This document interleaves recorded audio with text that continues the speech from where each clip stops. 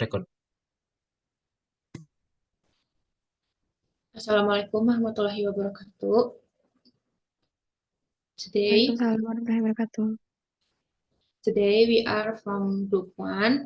We'll be presenting the material about English for specific purposes. And the first material will be explained by me.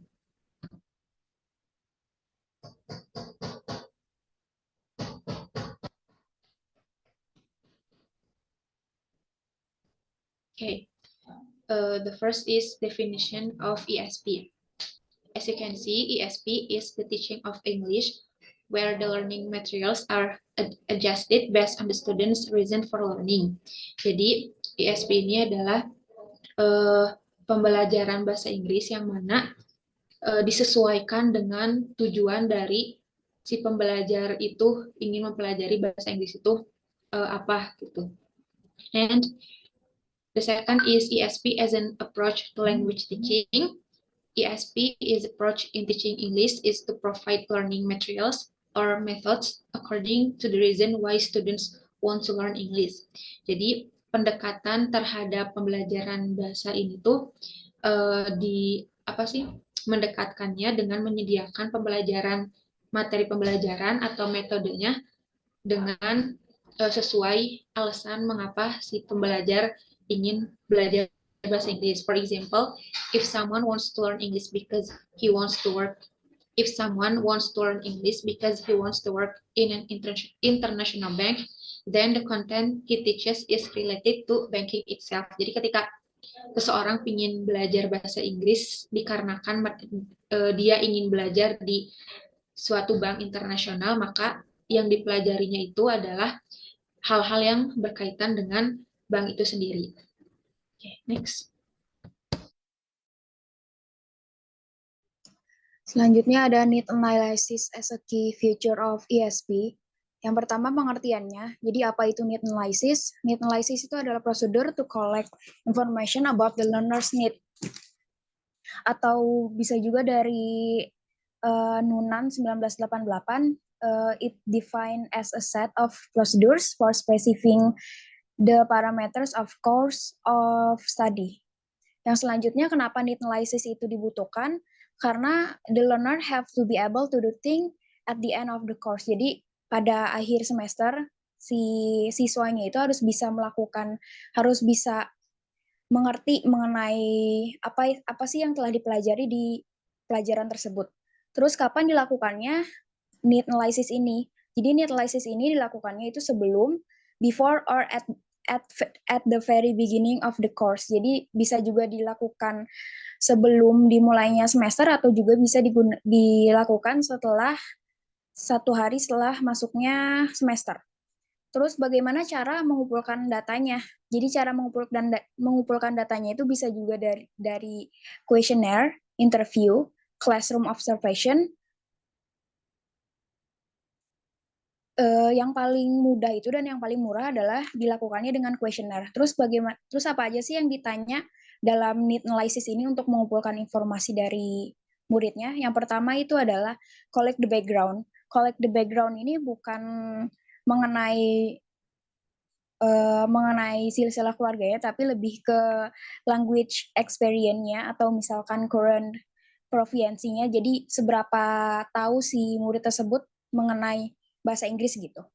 Terus yang kedua itu ada language style. Language style ini whether the learners best through discussion, mastering thing before the new materials, reviewing grammar. Jadi di sini adalah apa sih yang murid butuhkan gitu, apa sih yang murid suka dari proses pembelajarannya, apakah dengan grammar atau misalkan dengan class discussion. Terus yang terakhir itu adalah language needs.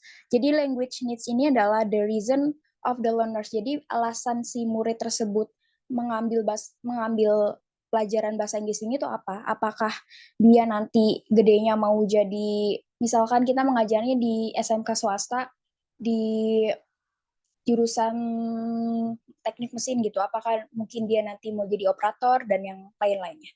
Selanjutnya, Syllabus for ESP course. The aim of ESP course is to equip the learners with certain English proficiency level for a situation where the language is going to be used, i.e. target needs. The ESP syllabus content should be carefully justified in terms of relevance and motivational potential for the learners. Syllabus has four components: objective, method or methodology, material, and evaluation.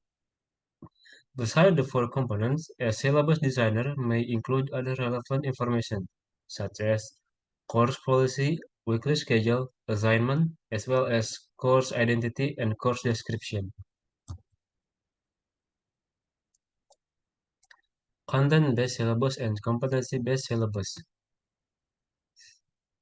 According to Allen, 1984, there are three basic approaches of syllabus for ESP. The first one is the traditional structural analytic approach in which the highest priority is given to formal grammatical criteria. The second one is the functional analytical approach. In here, which define the objective in terms of categories of communicative language use. 3.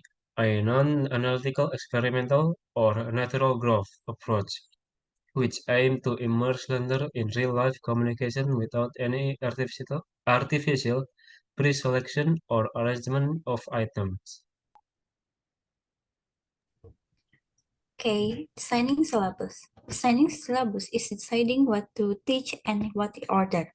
Syllabus design is understood as organization of select content on the orderly and practical sequence for teaching purpose. Jadi, merancang syllabus adalah memutuskan apa yang diajarkan dengan berurutan. Jadi, merancang syllabus itu dipahami sebagai urutan yang teratur dan praktis untuk tujuan pengajaran.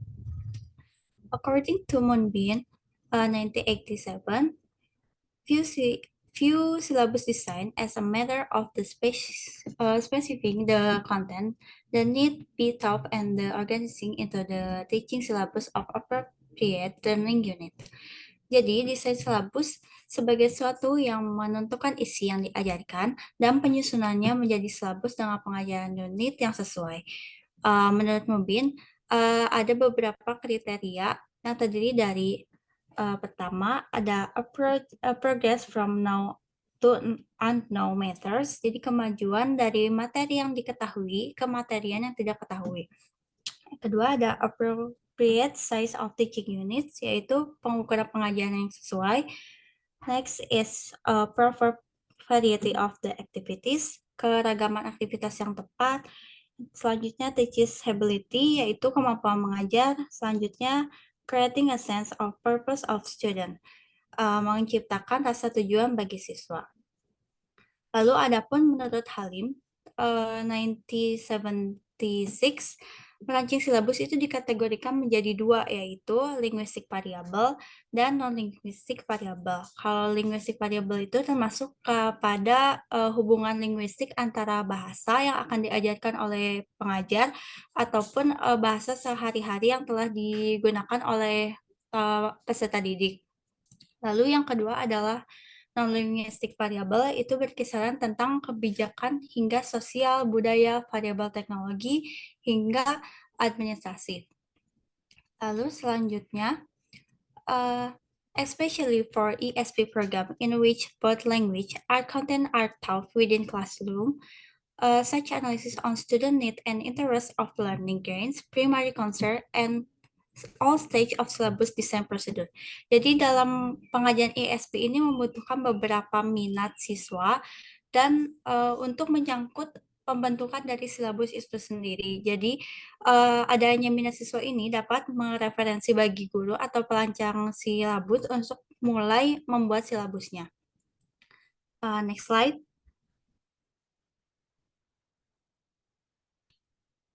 Objective in ESP teaching.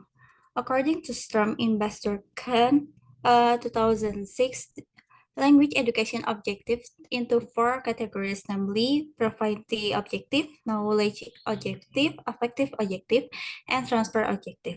Jadi menurut Storm itu, tujuan pendidikan bahasa itu dikategorikan menjadi 4, yaitu yang pertama ada proficiency objective concern, itu artinya kemahiran menyangkut penguasaan terhadap membaca, menulis, mendengar, dan berbicara.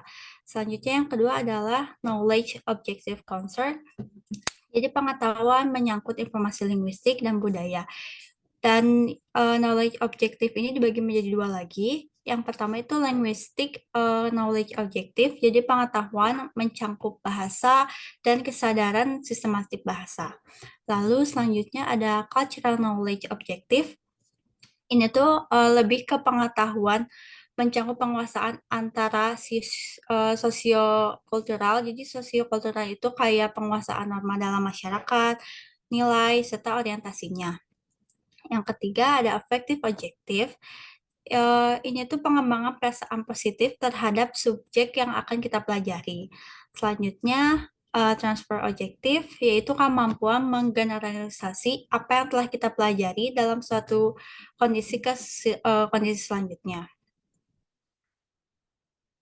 Lalu, according to Houston and Werther, refer to discipline concept from the student field of study. They also argue the ESP should focus to developing student knowledge of the disciplinary concept as well as their language skill. Jadi mereka tuh berpendapat bahwa kelas ESP ini kelas yang fokus untuk mengembangkan pengetahuan siswa tentang konsep dasar diri serta keterampilan bahasa untuk mengekspresikan konsep-konsep pada kelas tersebut. Hal ini juga didukung oleh Douglas tahun 2000. Dia juga mengusulkan ada 3 model bagian dari kemampuan bahasa untuk tujuan khusus gitu. Yang pertama itu ada language knowledge. Language knowledge itu lebih ke grammatical, tekstual, fungsional, dan sosiolinguistik. Yang kedua itu ada background knowledge, itu tuh lebih ke latar belakang pengetahuan siswa sebelumnya terhadap suatu konten yang akan kita pelajari selanjutnya. Yang terakhir ada strategi competence, yaitu merupakan latar belakang siswa yang diperlukan untuk menanggapi situasi. Jadi lebih ke dapat didefinisikan sebagai alat komunikasi atau syarat komunikasi untuk kemungkinan antara mengetahui bahasa yang kita ketahui dengan bahasa konten yang akan kita pelajari. Lalu teaching ESP to students have to workplace and professional experience or have experience in study their discipline to aim development of student strategy competency. Jadi mengajarkan ESP kepada siswa yang sudah memiliki pengalaman kerja atau memiliki pengalaman belajar di bidangnya itu dapat membuat siswa mengembangkan kompetensinya strategis lagi, lebih tingkat lagi. Selanjutnya akan dijelaskan oleh Nanda. Selanjutnya ada instructional materials for ESP teaching. Instructional material means all materials that are designed for use by learners and their teacher as a learning resource and help learners acquire facts, skills, or opinions, or develop cognitive process. Jadi di sini ada bahan ajar untuk pengajaran ESP. Materi sendiri dianggap sebagai komponen penting dari setiap program pengajaran, khususnya kursus ESP. Bahan ajar berarti semua bahan yang dirancang untuk digunakan oleh peserta didik dan gurunya sebagai sumber belajar yang membantu peserta didik memperoleh fakta, keterampilan, atau pendapat untuk mengembangkan proses kognitif. The important role of instructional materials in language teaching. Jadi dalam pengajaran bahasa sendiri, bahan ajar itu memiliki peran penting, yaitu a source for presentation, sumber presentasi baik lisan maupun tulisan, a sort of activities, sumber kegiatan praktik seperti peserta didik dan interaksi komunikatif, a reference source for learners, sumber referensi bagi pembelajar tentang tata bahasa, kosakata, pelafalan, dan sebagainya.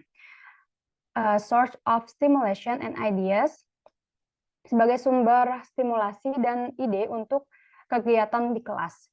Silabus yang mencerminkan tujuan pembelajaran yang telah ditentukan. And a support for less experienced teachers. Jadi dukungan untuk guru yang kurang berpengalaman, yang belum percaya diri dalam mengajar. The role of instruction materials in ESP teachings. Designs based on the learner's needs and interests. Besides, it serves as a source of language and reference. It also functions as a learning support for motivation and stimulation in selecting and developing instructional materials for ESP teaching. The issues may need to concern language system and language use. Jadi dalam memilih dan mengembangkan bahan ajar untuk pengajaran ESP, ada dua hal yang perlu diperhatikan, yaitu sistem bahasa dan penggunaan bahasa. Sistem bahasa sendiri memperhatikan struktur gramatikal dan kosakata, serta pola organisasi teks.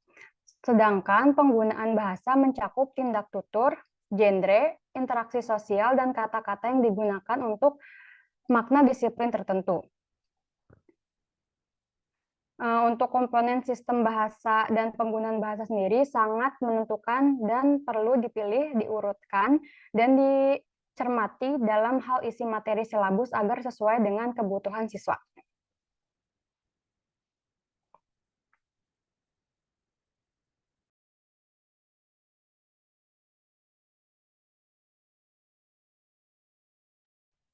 The next is methodology in ESP teaching. Methodology is defined as what students have to do and has implication for what teacher has to do and what materials to use. Methodology refers to the selection and sequencing of text and learning activities to achieve the desired instructional goals. Jadi metodologi ini mengacu pada pemilihan dan pengurutan tugas belajar untuk kegiatan untuk mencapai tujuan instruksional yang diinginkan. Jadi metodologi juga didefinisikan sebagai apa yang harus dilakukan siswa dan implikasi apa yang guru harus lakukan dan apa bahan yang akan digunakan. Robinson identifies two characteristic features of ESP methodology: that ESP can base activities on student specialism, and ESP activities can have a truly authentic purpose derived from student targets. Characteristic ESP methodology is the use of tasks and activities reflecting the student specialist areas, and the common instructional tasks in ESP course are role play, simulation, case study, project work, and oral presentation, by which the instruction effectively promotes communication and professional skills as well as language skill of student.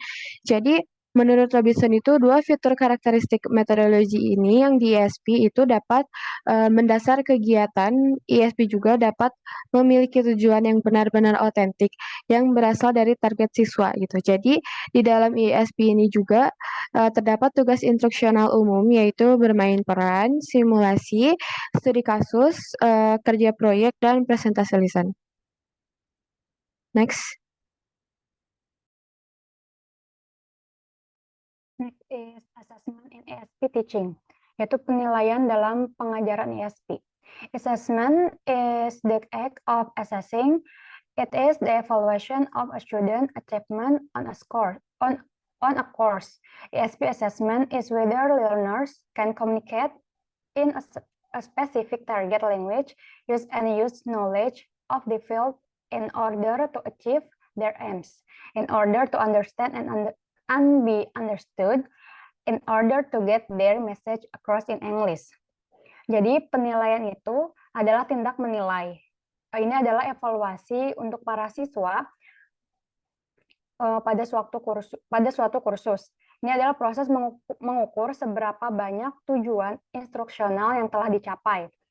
Jadi penilaian ini berfungsi sebagai umpan balik untuk belajar siswa dan karena itu untuk aktivitas proses belajar mengajar.